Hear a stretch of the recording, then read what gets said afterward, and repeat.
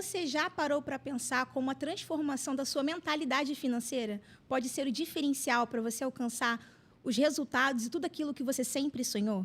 A resposta para essa e para outras perguntas está aqui, no Empodera Talk. O talk show responsável por contar histórias inspiradoras e transformadoras.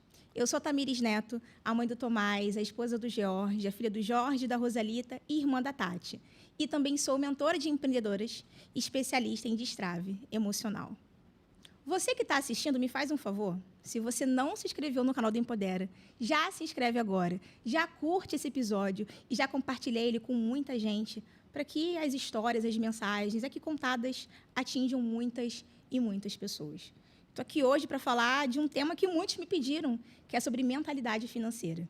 Para falar especificamente sobre ele, eu estou recebendo aqui 2 especialistas que logo, logo vocês já vão conhecer. O tema de hoje será transformando a mentalidade financeira para o alcance de novos resultados.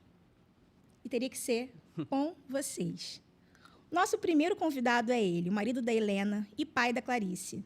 Um profissional que tem mais de 8 anos de experiência, que transforma a vida de empreendedores e empresários, ajudando-os a alcançar maior lucratividade e eficiência em seus negócios. Sua abordagem vai além da contabilidade tradicional. Ele atua como um verdadeiro parceiro estratégico, trazendo informações e dados que impulsionam o crescimento e a tomada de decisões assertivas. Seja muito bem-vindo, Renato Braz. Muito obrigado. Obrigado pelo convite, Tamires. Estar aqui com o meu amigo Guilherme é um prazer. E vamos lá, né? Vamos falar sobre finanças, falar sobre dinheiro, falar sobre negócios, falar sobre a vida. Vamos bater papo. Falar sobre tudo, né? Contabilidade, se sobrar tempo, a gente fala. Então tá bom.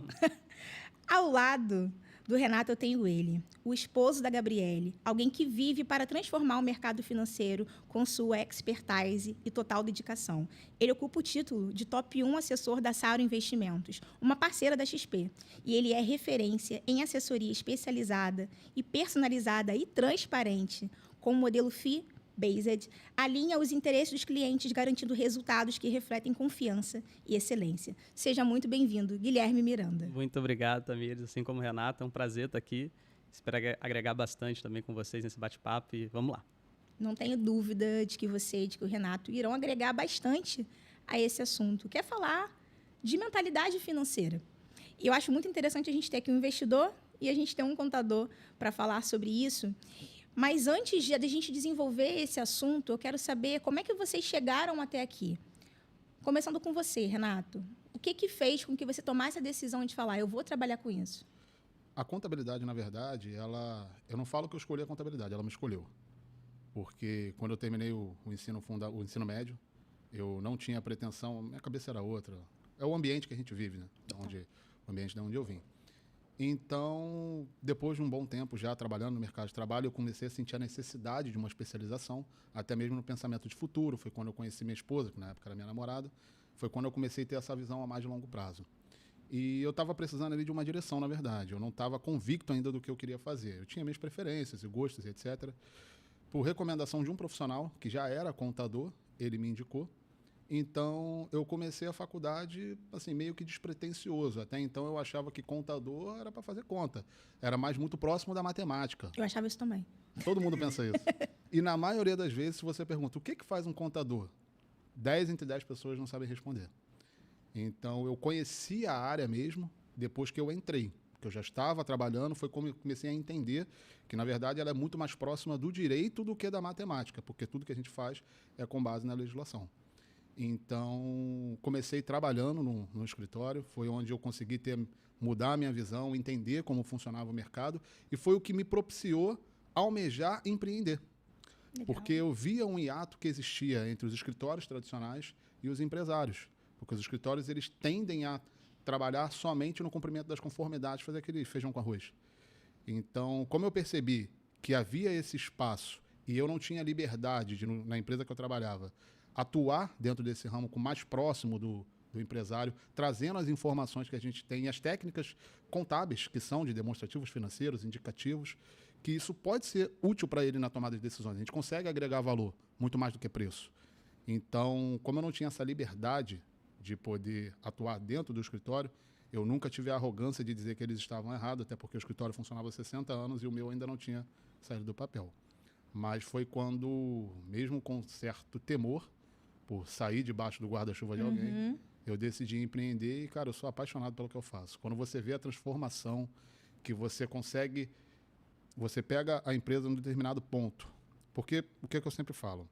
Eu dou como exemplo o profissional médico. O profissional médico, ele vai abrir uma clínica. Ele é muito bom no que ele faz. Ele é especialista na atividade a qual ele se propõe fazer, mas ele não tem uma formação de gestão. Isso já é uma cultura nossa. Então, quando eu consigo trazer essa expertise, essa questão, essa parte técnica, para poder agregar com ele, que a gente vê a transformação que isso causa na vida da pessoa, porque quando você atua no CNPJ, automaticamente você acaba atuando no CPF também. Quando você vê essa transformação, cara, isso não tem valor que pague. Isso é bom demais. É apaixonante demais. É muito bom gerar transformação, né? É muito bom, é sensacional. É sensacional. Você vê ali exatamente um divisor de águas, o antes e o pós aquele trabalho que a gente desenvolve. Verdade. Incrível. Eu acho realmente sensacional a forma como vocês dois conduzem as profissões de vocês. A gente vem de uma tradição, de uma cultura onde a gente nem fala sobre isso, Exato. especialmente no mundo do empreendedorismo. As pessoas, elas, como você falou, não fazem gestão. Elas dominam muito bem as suas técnicas, suas ferramentas, no que competem, aquilo que elas fazem. Mas é a parte dessa gestão financeira. E quando mistura o CNPJ com o CPF, a gente vai querer saber mais sobre isso, Renato. Eu sei que você se coça para falar dessa parte. Mas aí você entra com a transformação. Exatamente. Por que eu pergunto sempre como é que você começou a fazer o que você faz? É nesse sentido, porque para a gente gerar transformação, primeiro a gente tem que ser transformado. Exato. E você passou por esse processo muito legal de, poxa, legal aprender isso daqui, mas eu não quero fazer desse jeito, eu quero fazer diferente. Sim. E você faz. Isso é muito bacana. Eu coloco a minha personalidade, é o meu modo de trabalhar, é a minha imagem, o meu conceito de gestão que eu estou ingressando ali no trabalho. Não é simplesmente o que os outros acreditam que é. Entendeu? E você faz isso muito bem. Sim, poxa, muito obrigado. Aqui agora eu quero saber do Gui, de você, Guilherme. Você que eu pude conhecer um pouco da sua história e me inspirou bastante, me compartilhou, assim, trouxe diversos insights. Eu queria muito trazer que você contasse qual foi a virada de chave, o que fez com que você tomasse decisão de fazer o que você faz hoje. Perfeito. Tudo começou em 2012, e aí dando até um passinho atrás, a minha família sempre foi um pilar assim para mim, um pilar assim de propósito, de foco. E o meu pai, ele sempre foi uma referência para mim, como pai, como profissional, como pessoa, como caráter. Ele foi assim a pessoa que me moldou. E sempre foi, ele fez uma carreira no setor público nessa área financeira. Ele começou como estagiário, depois ele começou como caixa, ele chegou até gerente da Caixa Econômica. Então eu tinha uma pessoa como referência na minha casa. Só que em 2012, infelizmente, meu pai ele sofreu um infarto fulminante e faleceu, e eu era o irmão mais velho da família, né? Então, de uma hora para outra, eu tive que assumir toda a gestão da minha casa. Minha mãe era de uma outra área totalmente diferente, meus irmãos eram menores. E de uma hora para outra, eu tive que assumir essa parte. Só que, assim como todos os brasileiros, a gente não sabe de investimento. É uma coisa nova para a gente, né? E como eu tinha a referência de um gerente do banco, eu fui procurar um gerente do banco para me auxiliar, a cuidar ali, pelo menos, daquele valor, de como é que a gente manteria aquele valor de uma forma eficiente. E aí, indo ao banco, eu recebi aquelas recomendações que geralmente a gente recebe. Poupança, título de capitalização, aquelas operações mais básicas. E até aí, ok, eu achava que era o melhor para mim na época. Só que eu fiquei acompanhando. Acompanhei por volta de 2012 até 2015 o resultado. E cada ano que passava, Tamires e Renato, eu ficava mais frustrado e angustiado. Porque eu olhava o patrimônio, parecia que estava crescendo. Mas quando a gente compara com a inflação, que é a rentabilidade real realmente dos ativos, na verdade estava diminuindo. Ou seja, a inflação estava subindo além do resultado.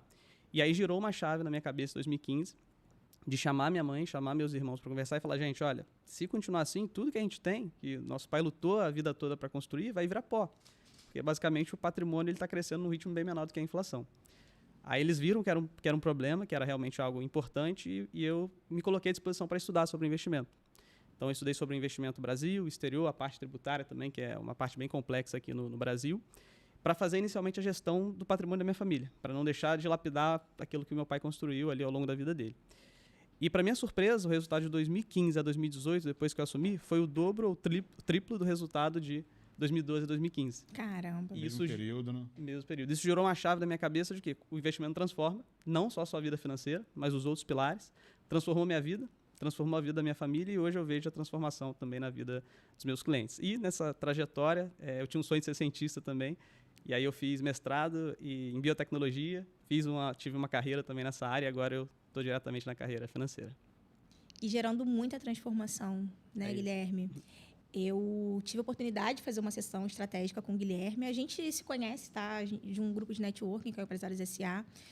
E eu acho o máximo você ter acesso a pessoas que naturalmente você não iria buscar, por você acreditar que você não precisa, que aquele momento não é para você. Eu tive a oportunidade de conhecer vocês dois e vocês dois abriram minha mente para essa área da minha vida, pessoal e profissional, onde eu olhava, mas não com tanta atenção quanto eu deveria. Né? Eu tive a oportunidade de conversar com o Guilherme, ele me trouxe, assim... A conversa com o Guilherme foi um divisor de águas, assim, para mim, no que se refere à minha vida financeira. Eu já tomei decisões, tanto no meu negócio quanto na minha vida pessoal e familiar, desde que eu fiz a sessão estratégica com o Guilherme. E eu estou me preparando para dar os próximos passos que eu sei que eu tenho que dar para ter o futuro que eu quero ter. Sim. E por isso que eu trouxe vocês dois. Porque eu percebo, hoje em dia, realmente que as pessoas elas têm sonhos, mas sonhos imediatos. Né? Elas querem tudo para ontem, tudo para agora, e não conseguem pensar a longo prazo. Não só para o seu futuro, se você vai chegar até a velhice, como é que você vai estar preparado para esse momento, ou seja, para a saúde do seu negócio. Sim. Ele vai ser sustentável? E às vezes ela tem até uma dificuldade de traçar uma estratégia que seja concreta, porque não adianta. Se hoje eu estou no ponto A, eu pretendo chegar no ponto B. Se for algo que é muito disruptível num curto espaço de tempo, não vai acontecer, eu vou me frustrar e você acaba, às vezes, tendo um efeito reverso. Então, esse acompanhamento ele é bom, essa parte estratégica, tanto na pessoa jurídica, que é mais o meu foco, quanto na pessoa física, no caso do Guilherme, porque você acaba traçando a realidade, traçando, melhor dizendo, os objetivos, ancorado na realidade, do que você consegue alcançar. Não, eu quero chegar num ponto mais alto. Então, para isso, você vai precisar de um desvio de rota. A gente vai ter que ajustar aqui para poder aproximar. Mas quando você tem um acompanhamento do profissional, fica muito mais fácil. Exato. O mal das pessoas é querer resolver tudo sozinha. Exatamente. E achar que vai conseguir.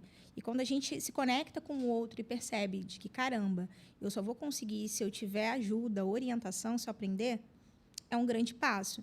Eu achei interessante que vocês tiveram acesso à educação, mas vocês tomaram a decisão de correr por fora, Sim. de buscar conhecimentos adicionais para, primeiramente, vocês se ajudarem, depois vocês ajudarem os outros, Sim. né? O Guilherme trouxe isso, foi buscar lá fora. Primeiro foi no gerente, depois foi buscar o conhecimento lá fora e aqui dentro. Até foi para uma outra área depois, falou, poxa, deixa eu vir para cá, sabe? E essa busca, ela é muito importante, determinante para os nossos resultados. Sim. Né? E o que vocês atribuem realmente a essa dificuldade, em especial do brasileiro, de investir e de se organizar? Perfeito. Entrando um pouquinho nessa parte que você até comentou, hoje a gente vive uma sociedade ansiosa, em todos os aspectos. Tanto ansiosa psicologicamente, ansiosa financeiramente, e que tem premissa... Até a gente vê um vídeo hoje, o vídeo está cada vez mais curto, e a gente passa o vídeo mais rápido. E no mundo dos investimentos não é assim que funciona. Geralmente, no mundo dos investimentos, os pacientes têm um resultado melhor do que os impacientes. E o trabalho do assessor, o trabalho do profissional de investimento, é exatamente ser o GPS da pessoa, do cliente, nessa trajetória.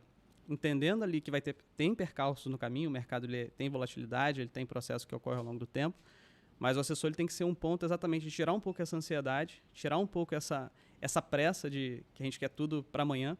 A gente vê agora o quanto que essa questão de aposta esportiva tem aumentado e o quanto que as pessoas definem o patrimônio nisso, em questões de aposta.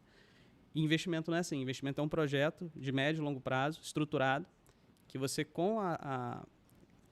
trazendo essas características de cada perfil, cada cliente, você consegue trazer um planejamento muito mais sólido. Eu acho que o papel do profissional é esse, é tentar entender o momento, criar uma estratégia e entender o perfil do cliente nesse cenário. Quando fala nessa questão da organização, eu acho que, como eu falei, uma questão de cultura. Sim. Que eu acho que já é uma deficiência que existe na formação, muitas das vezes. E a gente tem dificuldade, porque a nossa realidade, muitas das vezes, é a soma... Muitas das vezes não, todas.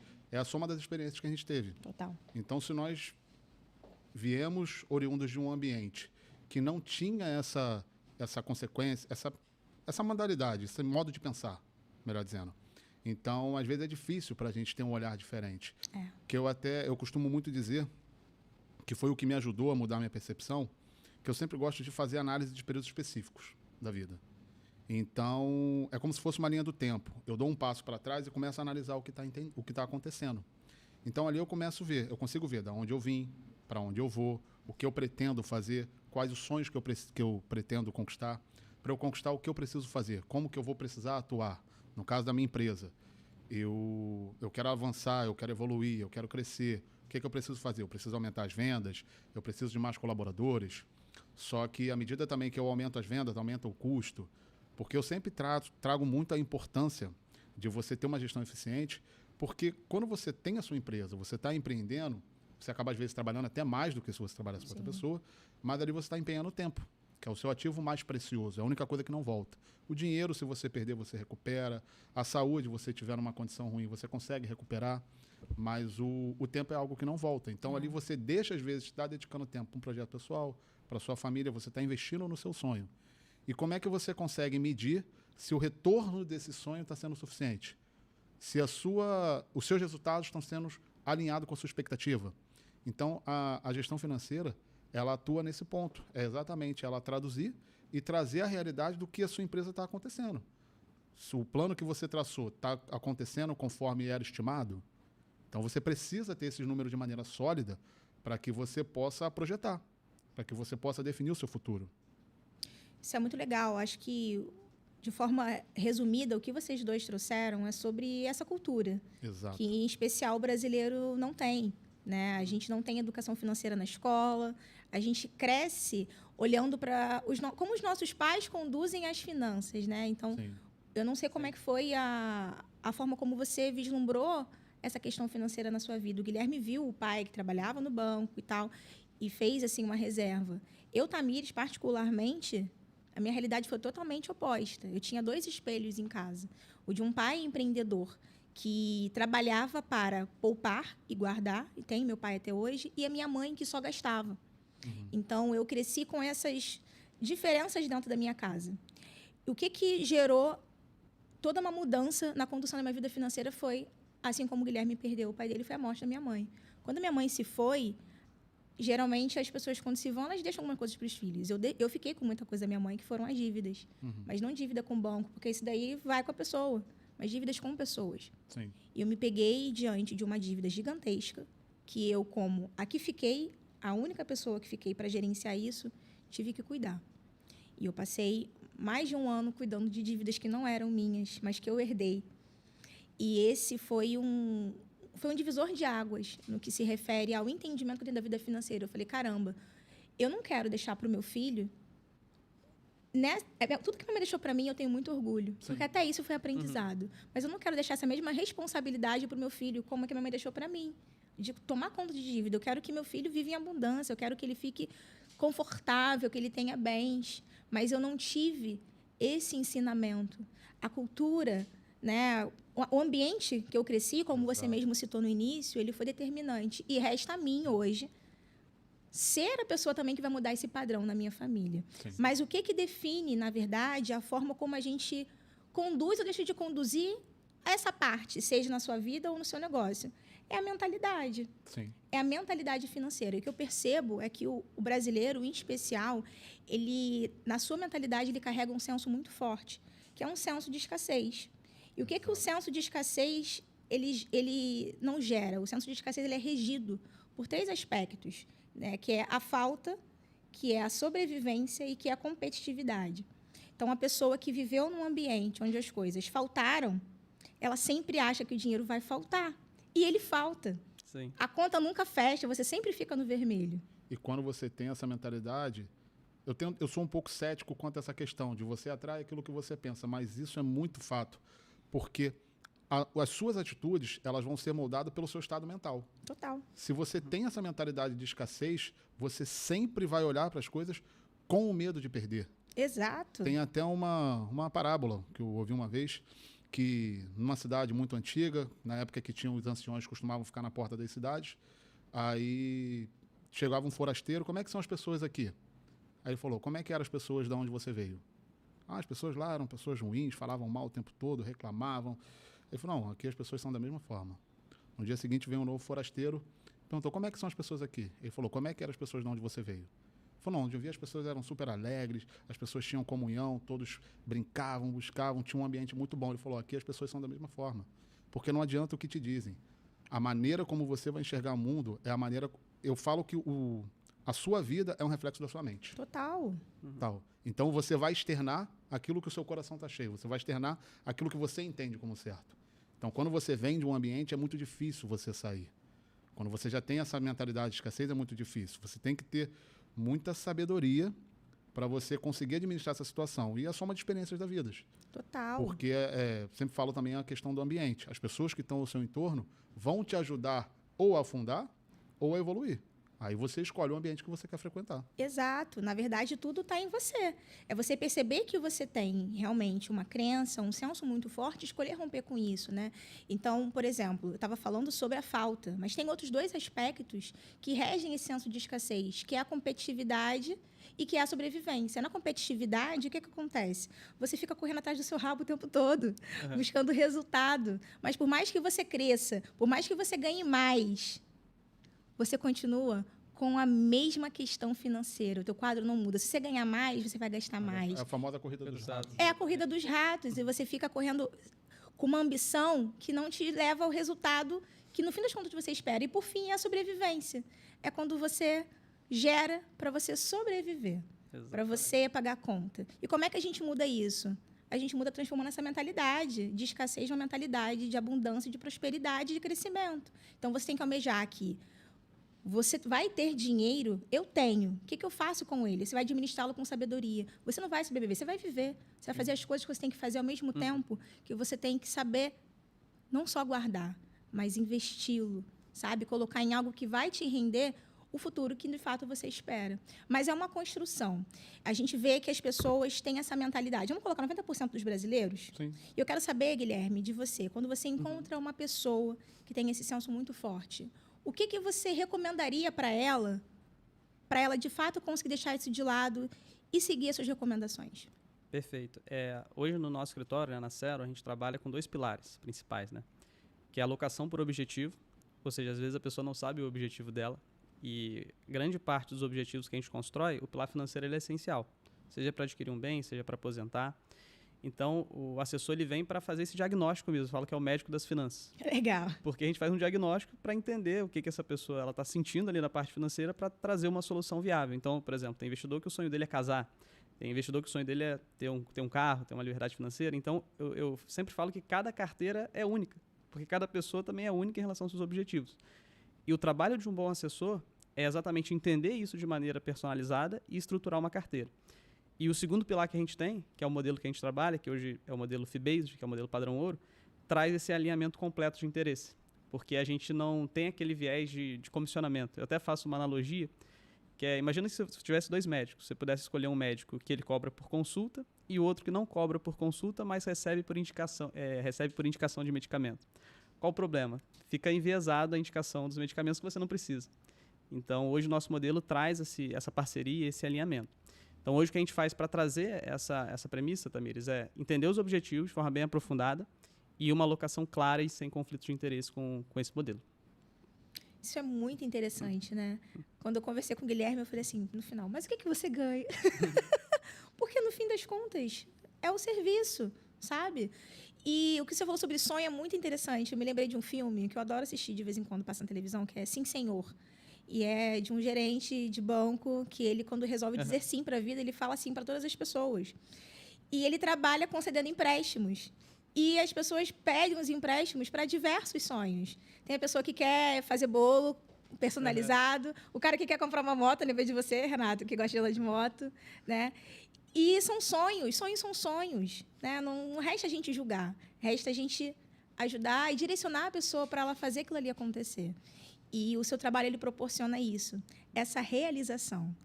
E o que você escuta dessas pessoas que eu sei que você fez e faz total diferença?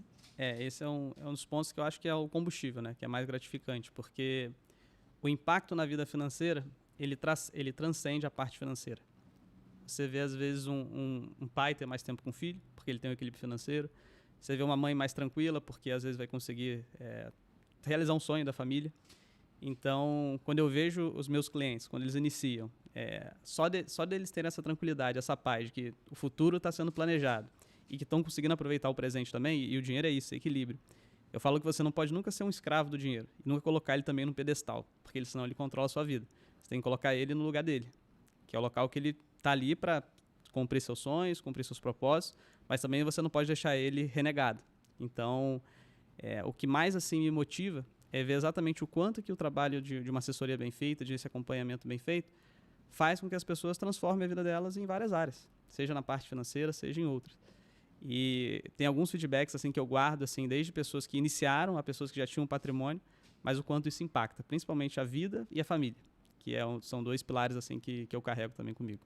Também. Que é um trabalho que impacta gerações, né? Exatamente. Um trabalho que você desenvolve ali, ele não para somente no seu cliente final.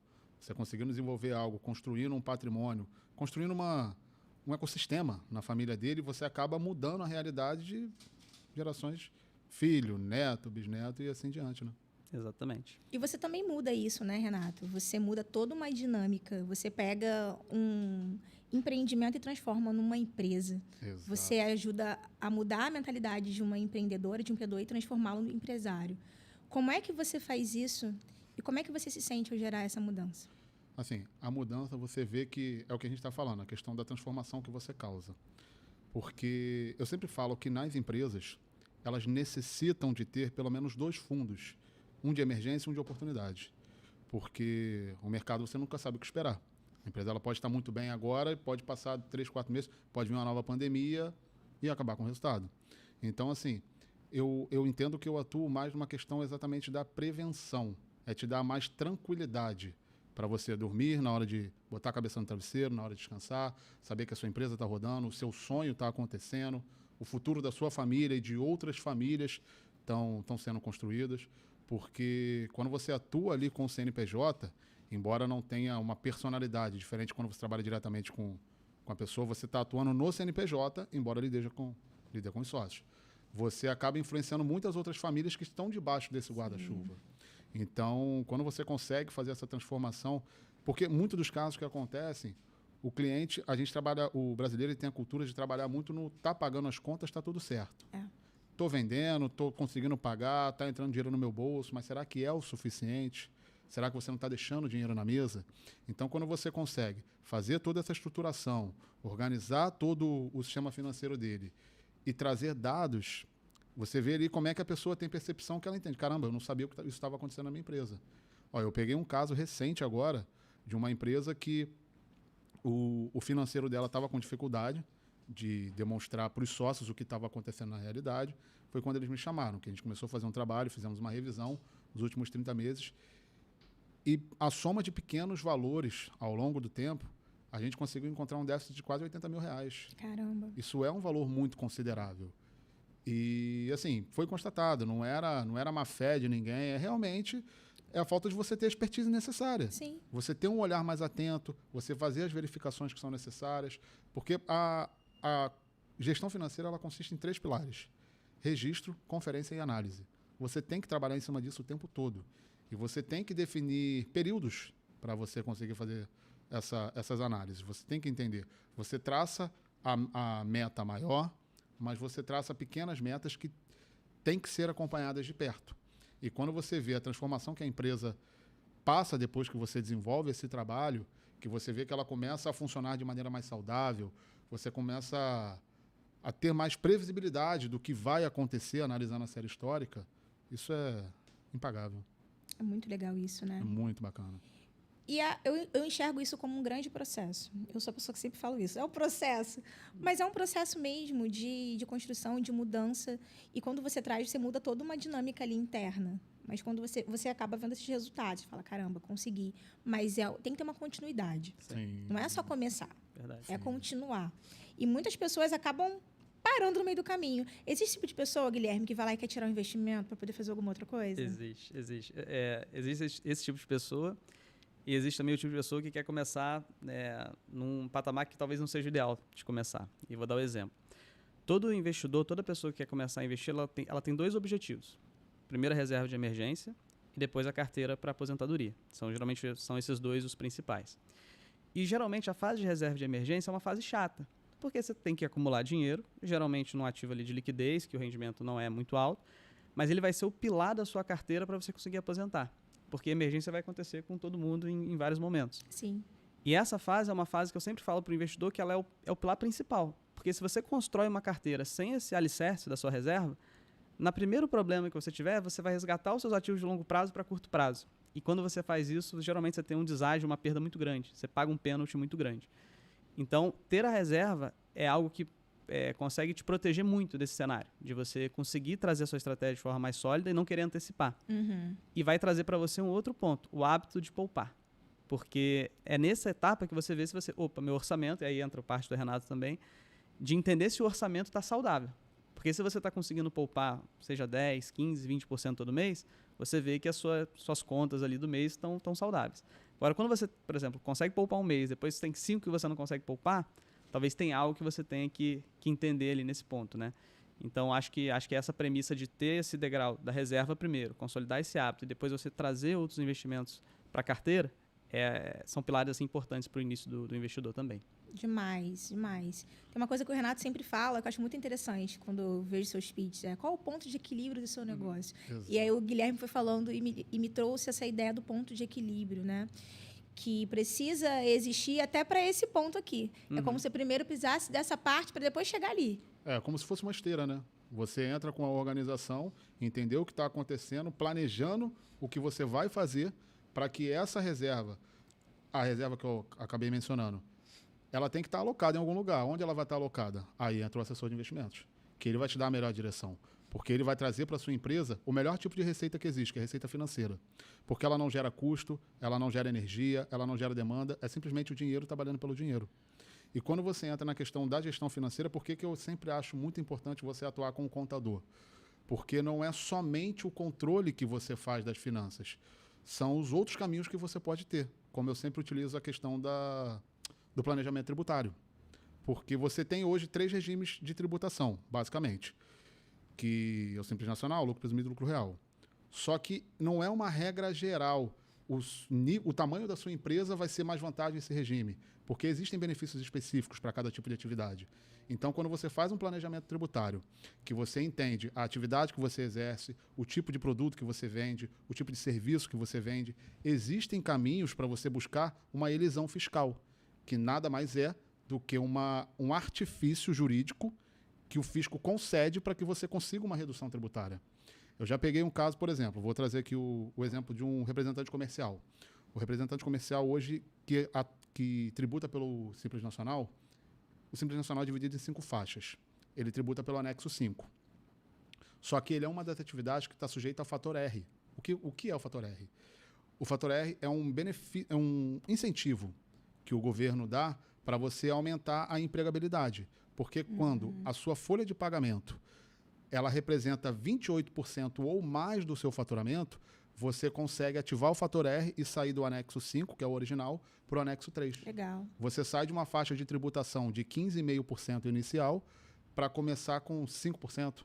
Então, olha a diferença da redução que você consegue. Sim. Quando você faz esse planejamento, você consegue diminuir o seu custo, automaticamente você tem uma sobra maior, você consegue planejar e estimar o futuro da empresa. Nossa, que legal, né? Olha quantas pessoas que vão estar assistindo o Empodera vão falar, caramba, olha, eu tenho uma rede de funcionários, eu não sei disso. Sim. Né? E posso ter esse benefício, assim como diversos outros, que olhando com muito carinho cada caso, cada projeto, cada empresa, vocês vão conseguir direcionar, né, na direção, vão conseguir levar a pessoa na direção daquilo que de fato ela deseja, daquilo que ela sonha. Isso é muito, muito importante, meninos. Estou amando esse bate-papo. A gente já vai falar mais sobre isso, porque agora eu quero falar com você que está em casa. O Empodera, ele existe, ele acontece porque tem parceiros que nos ajudam a conduzir essa jornada e receber pessoas incríveis aqui. Quem está apoiando essa jornada do Empodera, essa temporada, é Essencial Benefícios. E eu quero perguntar para você que está aí, o que é essencial para você? Essencial é cuidar do seu bem. Se você busca proteção veicular contra roubo, furto, colisão, se você busca assistência 24 horas, a Essencial Benefícios é a empresa indicada para proteger você e o seu bem. Eu sou Essencial e recomendo. Meninos, que papo, hein? Nossa, eu tô aprendendo demais com vocês. Já estou com várias ideias aqui de outras coisas que eu quero fazer, de outros passos que eu quero dar. E eu estou pensando aqui sobre as maiores dores das pessoas que não necessariamente buscam vocês, mas que precisam de vocês. Então, de uma forma muito simplificada, porque nem todo mundo tem um nível de consciência e vai conseguir entender todo o linguajar que a gente utiliza, né? Então, às vezes, eu peço para clarificar um pouco, para a pessoa que acha que aquilo ali não é para ela, possa entender que, na verdade, ela precisa. Então, pensando nas dores do público que está assistindo o Empodera, por que essa pessoa precisaria de um contador? Olha, vamos lá. Se você não sabe qual a carga tributária que você está pagando, se você não sabe quanto que você está tendo de despesa financeira, se você não sabe o ponto de equilíbrio da sua empresa, se você não sabe o percentual de lucratividade, o quanto ela variou, você tem um problema. Ui, focou bem na dor, hein? Foquei bem na dor, foquei na ferida. Quantos empreendedores não sabem nada disso? Exatamente. Gera o dinheiro e paga a conta. Gera e paga, gera e Exato. paga. A corrida dos ratos, né? E você, Guilherme? Hoje eu falo que o trabalho do assessor é praticamente ser um GPS mesmo da pessoa, porque o mundo de investimento não é um mundo trivial, é um mundo que tem muita sigla, uma sopa de letrinha ali, CDB, LCI, LCA, CDI, e o assessor ele trabalha para exatamente entender esse diagnóstico e levar a pessoa para cada objetivo. E o trabalho de um bom assessor é exatamente nessa primeira reunião entender muito bem essa parte, porque a parte técnica, eu falo que nem é a parte mais difícil, porque você consegue estudar, só que você acompanhar, entender que planos mudam, entender que ao longo da vida da pessoa ela vai ter prioridades e essas prioridades vão se alterar também. E o assessor é para ser esse parceiro mesmo, ali para acompanhar e saber alocar. Então, por exemplo, a gente sempre fala que cada objetivo tem um tipo de alocação. Então, quando é uma alocação de curto prazo, a gente vai ter um tipo de investimento. Quando é uma alocação de longo prazo, a gente tem outro tipo de investimento. Então, acho que a principal dor que as pessoas têm e o assessor ele consegue sanar é exatamente esse direcionamento técnico na parte de alocação e para ela conseguir fazer o que ela faz de melhor. Porque eu sempre tenho uma frase que eu gosto de usar: o investimento ele não te enriquece. O que te enriquece é o seu trabalho. É o seu trabalho. O investimento ele tem o poder de proporcionar para você no futuro reduzir sua carga de trabalho ou até mesmo parar de trabalhar. Mas o que te enriquece é o seu trabalho e a dedicação. E aí, quanto mais eficiente for o seu caminho até lá, mais rápido você chega nesse momento também. Uau! Olha. Ai. Uma perguntinha aqui. A gente está vivendo um momento de mudança política e a gente sabe o quanto isso tem um impacto total em todo o cenário financeiro. Como esse momento que a gente está vivendo, ele tem impactado ou pode impactar essa área da vida? Perfeito. Hoje o Brasil ele vive algumas situações delicadas, né, principalmente a parte fiscal, que é basicamente as contas públicas, né, e isso gera na economia diversos problemas. Então, a gente tem aumento da taxa de juros. Quando aumenta a taxa de juros, todo o acesso a crédito, a capital fica mais caro. E isso gera problemas e gera também oportunidades, dependendo de quem está preparado. Eu sempre falo que uma crise é geralmente o momento que gera mais oportunidade numa crise, para quem se preparou antes. Então, por exemplo, quando veio a pandemia foi uma crise que afetou a saúde, mas afetou a economia também como um todo. Ela foi um momento que gerou também grandes oportunidades, só que para quem estava se preparando para uma crise. Então, eu sempre falo que o mercado financeiro é isso. O mercado ele é um ciclo que sempre vai ter um momento de abundância e de crise. A única certeza que você tem é que virá a próxima crise e essa próxima crise vai passar. Essa é a certeza. Sabendo que é um ciclo, você consegue se preparar. Então, como o Renato falou, a empresa ter uma reserva de oportunidade é essencial, porque você sabe que numa crise você consegue aproveitar. Por exemplo, hoje a gente está vivendo um momento de oportunidade muito grande no mercado financeiro, porque a gente tem oportunidades tanto em ativos ali mais arrojados, de renda variável, como de renda fixa. Só que hoje o capital está muito escasso. Então, as pessoas estão sem dinheiro assim fácil. Então, geralmente é um contraponto, né? Um contrassenso. E aí que entra o trabalho de estar se preparando. Então, acho que se preparar para a próxima crise, se preparar para um período de abundância e também segurar, eu acho que esse é um grande diferencial de ter um resultado acima da média também, nesse sentido. Essa questão da política que você falou, eu gosto muito de debater sobre política, falar, porque assim, você não precisa gostar. Tem muita gente que fala, eu não falo porque é chato, eu não gosto. Você não precisa gostar. Você vai ser envolto por ela. Isso não tem para onde correr. Se você vive dentro do Estado, você está sob leis e a política vai te influenciar. Como o Guilherme falou, a gente está passando por um momento fiscal muito delicado. E o governo, ele não fatura, o governo não vende nada, o governo arrecada. Quando ele arrecada da gente. Então, teve até uma determinação que saiu no mês passado do STF, que quando toda a movimentação eletrônica que ocorre, os bancos eles já informam para o fisco. Isso já é uma atividade deles, já é comum. Só que agora foi determinado que toda e qualquer operação, porque antes você tinha uma régua, você tinha um piso mínimo para ser informado. Agora, toda e qualquer operação, ela tem que ser informada para o fisco. O banco determinou, o STF determinou. Que até houve uma polêmica a respeito da questão da quebra de sigilo bancário, que eles entendem que não é uma quebra de sigilo porque não é uma exclusividade. Eu não estou fazendo exclusivamente com a Tamires, são com todos. Então, agora a lupa da Receita Federal vai aumentar muito mais. E com o avanço de tecnologia, cada vez eles estão fechando mais o cerco. Então, se você não tem uma contabilidade bem alinhada, se você não tem um controle fiscal muito bem feito, você pode ter problemas. Porque a gente sabe que, infelizmente, existe o problema de sonegação. Mas aí também eu não coloco só nas costas dos empresários, porque a carga tributária é muito elevada, mas isso é assunto para outro episódio. Mas isso vai impactar por quê? Como o governo está gastando muito, o governo precisa arrecadar. Sim. Se ele precisa arrecadar, então ele vai procurar meios de conseguir trazer esses tributos, arrecadar esses tributos. E ele vai em cima das empresas. Então você precisa estar muito bem alinhado com todas as suas contas, as suas obrigações mensais. Elas precisam estar bem alinhadas às retiradas de lucro, que às vezes acontece muito isso. Porque para você tirar dinheiro da empresa, você tem duas maneiras: prolabore ou distribuição de lucro. Ponto. De maneira legal, não existe outra. Então, para a distribuição de lucro, que é o que eu sempre recomendo, você precisa demonstrar como que esse lucro foi gerado, o que houve, quanto foi o seu faturamento, quanto foi as despesas que você teve. Você pode distribuir o lucro pelo lucro efetivamente apurado ou então pela presunção. Existem algumas características que precisam ser atentas, que o seu contador é o profissional responsável por te auxiliar nesse sentido. Porque eu sempre costumo dizer, às vezes tem empresa que acha que o contador está fiscalizando ele e ele esconde as coisas do contador. Não é isso. O contador é o profissional que entende a legislação, sabe como funciona e ele quer te ajudar a evitar problemas com a Receita. Então, fica já um recado para quem está vendo aqui: não esconda as coisas do seu contador. Ele é seu amigo, ele não é um fiscal. Pode ficar à vontade, pode confiar nele. Legal. Posso dizer que esse esconder são erros, né? E erros muito comuns, pelo visto.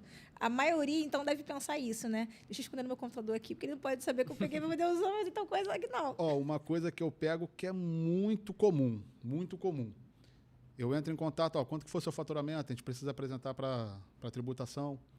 Meu faturamento foi 30 mil, vamos supor. Não, tudo bem.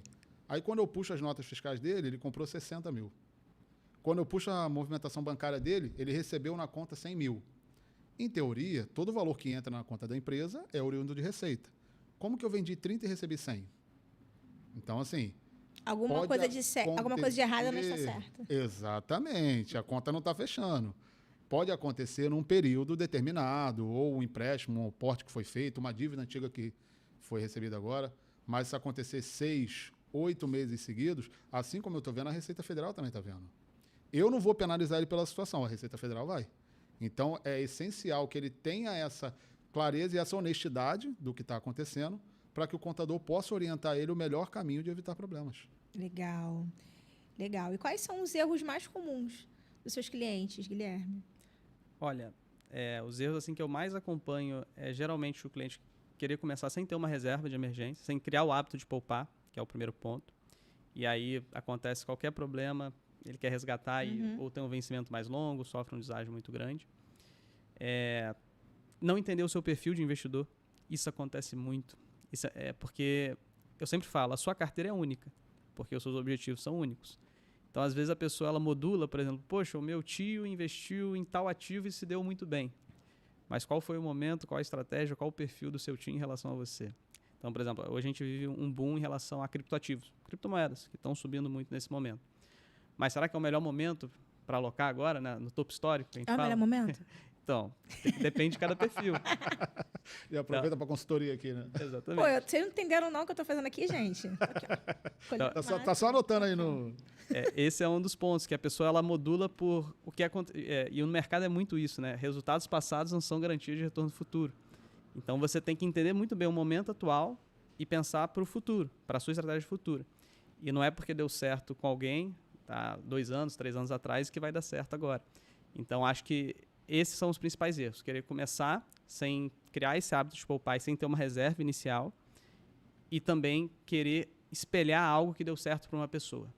E eu acho que esse é um erro que o assessor ele tem que trabalhar muito bem, porque entender que não funciona para todo mundo da mesma forma. Exato. A questão dos criptoativos que você falou aí, acho que foi até você que postou uma frase dessa esse dia, que é muito bacana, que é compre ao som dos canhões e venda ao som dos violinos. Ui. Porque as pessoas costumam ter aquele efeito manada. Tá todo mundo indo para cá, eu vou para cá, tá todo mundo indo para lá, eu vou para lá também. Exatamente. Olha, na questão da contabilidade, um erro que é muito comum, existe algum dos princípios contábeis. Um deles é o princípio da entidade, que ela diz que a empresa, por ter o seu CNPJ, ela possui a sua personalidade jurídica. E muitas das vezes o dono acha que por ele ser o dono da empresa, ele é a empresa, mas não é, são coisas distintas. Então, já teve caso também, teve uma clínica veterinária que eu fui fazer um diagnóstico, entender o que estava acontecendo. Aí quando eu peguei lá a saída dele, iFood, shopping, estacionamento, colégio da filha, natação, Netflix. Vem cá, sua empresa está consumindo isso? Como é que funciona isso? Isso é uma despesa que é sua. Não, mas eu paguei porque eu estava sem dinheiro. Eu falei, cara, independente. Para você começar, o primeiro passo do planejamento financeiro é isso, você separar a pessoa física da pessoa jurídica. O ideal é que você defina um valor que a sua empresa possa te pagar, para que você não fique asfixiado, a empresa não fique asfixiada, e que seja compatível com a sua realidade. Contudo, se você tiver que sacrificar um dos dois, eu sempre aconselho que você sacrifique momentaneamente o seu CPF, porque o CNPJ forte é o que vai manter o CPF, e não o contrário. Se a sua empresa ela não estiver saudável, se ela não estiver com as contas em dia, ela não estiver suportando, ela não tiver capacidade de pagar aquilo que você está tirando, você vai quebrar a sua empresa. E muita gente acaba quebrando justamente Sim, dessa forma e dessa parte, né? É o efeito manada, é misturando o CNPJ com o CPF. É um movimento. Existem dados do Sebrae, uma pesquisa que sempre todo contador costuma mencionar ela, mas em torno de 65% a 70% das empresas, muitas das vezes, não passam dos primeiros 5 anos por falta de gestão. É exatamente isso, muitas das vezes, quando é empresa familiar, porque não tem aquela estrutura organizacional, você não tem aquelas metodologias e processos de gestão. Então, é muito importante, e uma coisa que eu sempre falo, não importa o seu tamanho, importa onde você quer chegar. Por mais que você seja uma empresa pequena, você já deve se portar como uma empresa grande, você já deve pensar e criar o conceito de uma estrutura organizacional, para que quando você cresça, você já cresça estruturado. Em contrapartida, também eu digo que você não deve sempre esperar crescer para organizar para crescer. Cresce, organiza. Não deixa esses dois lados se afastarem muito. Esteja sempre muito próximo. Cresce, organiza. Legal. Isso que você falou é realmente uma mudança de mentalidade, de Sim. empreendedor para empresário. Exato. Né? Entender que a pessoa é uma empresa, que ela é um negócio. Independente do tamanho, assim como ela precisa de diversos outros recursos, ela precisa de marketing, ela precisa de comercial, ela precisa dessa parte financeira. Sim. Não é só o fazer. Né? Eu lido com empreendedoras, então eu lido com mulheres que são nail designers, cabeleireiras, maquiadoras, muitas da área da beleza, e se concentram somente em entregar o serviço, receber por ele e pagar as contas com ele. Exatamente. Mas não tem esse controle, não tem essa organização, não tem essa gestão. Investir? Nem sonha, Nunca porque ouvi acha que falar. não é Acho para que não é ela, acessível, né? sabe? E aí, quando você percebe que para o seu negócio crescer, você precisa fazer essas mudanças. Sim. Sim. Primeiro começa aqui. E depois, preciso de ajuda nesse aspecto, nesse aspecto, nesse aspecto. Para você conseguir chegar, de fato, nesse corpo. Eu sou uma empresa. Você tocou num ponto importante. Porque esse problema acontece muito quando você tem um prestador de serviço que ele está ali diretamente na prestação, na atividade fim da empresa. Então, ele acaba confundindo e cria essa dificuldade de entender que a empresa é a empresa, ele é ele, que tem essa separação. Então, quando você começa a criar esse conceito, uma coisa que eu demorei um pouco para entender que era necessário é a questão de delegar. Eu sempre utilizo quando eu falo nessa questão de delegar, porque não adianta, você nunca vai ter tempo e braço suficiente para fazer tudo. Sim. Pessoas precisam de pessoas. Eu sempre utilizo o dilema de Pareto, que diz que 80% dos seus resultados são consequência de 20% dos seus atos. Então não adianta você querer abraçar tudo. Você tem que tirar aquela mentalidade de empreendedor para empresário. Saber que quando você está sozinho, você fica limitado. Vai chegar determinado momento que você vai bater no teto. Se você quiser subir de prateleira, se você quiser evoluir e avançar, você vai ter que começar a olhar essa visão mais estratégica e delegar determinadas situações, seja no marketing, seja no comercial, vai estruturando, criando toda aquela organização. Quando vê que já está funcionando, você já consegue sair da operação, você vai trazer pessoas que vão desenvolver a atividade fim do seu negócio, até que você consegue ficar por cima, olhando de maneira analítica e direcionando cada parte.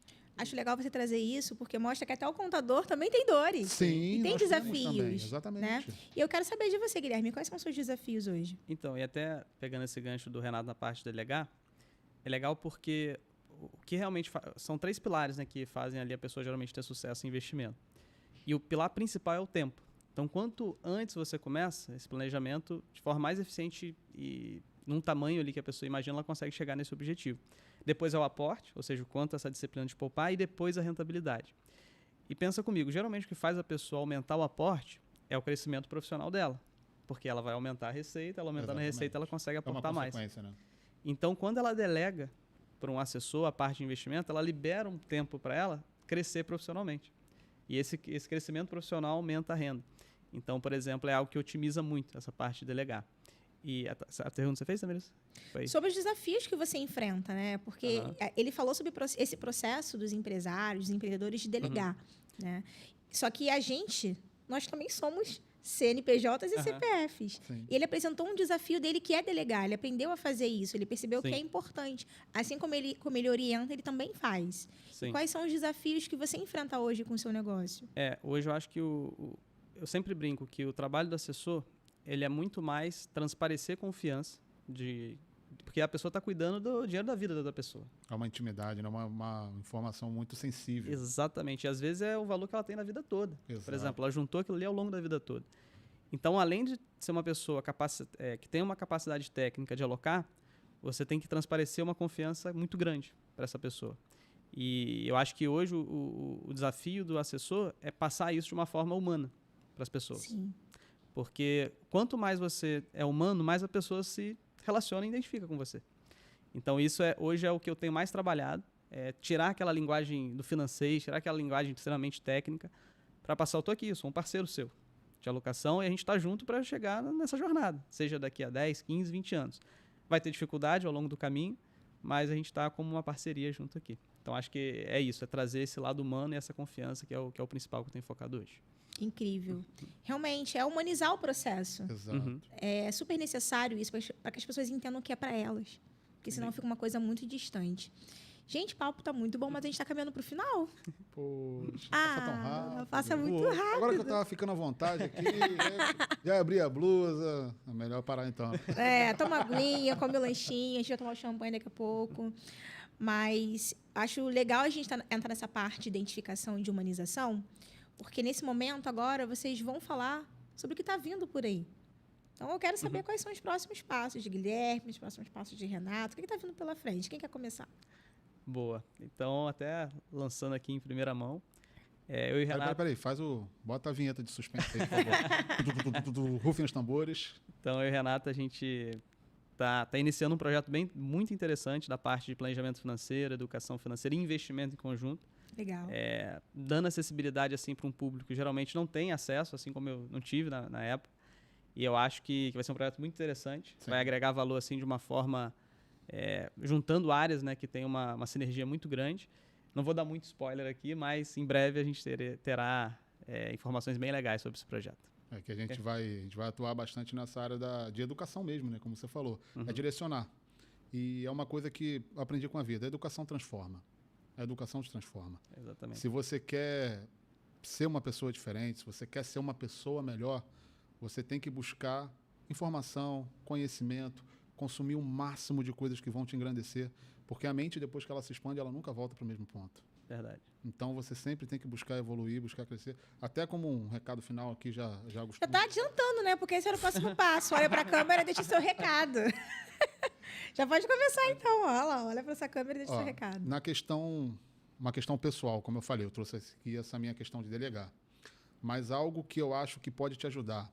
Você que está satisfeito do jeito que você está, como a sua vida está, o que você almeja, se você tá tudo certo, tá tudo do jeito que eu quero, tá bom, tá ok, isso não tem problema. Agora você que quer mudar de prateleira, você que quer subir um nível, Uma coisa que deu muito certo para mim é a questão da responsabilidade. Eu já falei anteriormente aqui a questão da linha do tempo, que eu sempre gosto de traçar isso. Imagine que a sua vida é uma linha do tempo. Você dá um passo para trás, analisa todos os atos, tudo o que aconteceu, como você reagiu e foca onde que você está colocando a responsabilidade.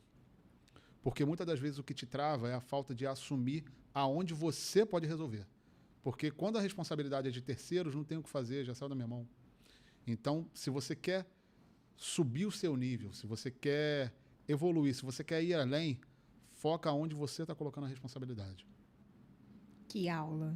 Renato, muitíssimo obrigada pelos seus ensinamentos, por você compartilhar, transbordar. Tenho certeza que quem assistiu esse episódio já saiu daqui diferente, transformado. Obrigada. Nada, o prazer foi todo meu. Foi um prazer imenso estar aqui com meu parceiro Guilherme, que em breve vocês vão ver a gente junto muito mais vezes.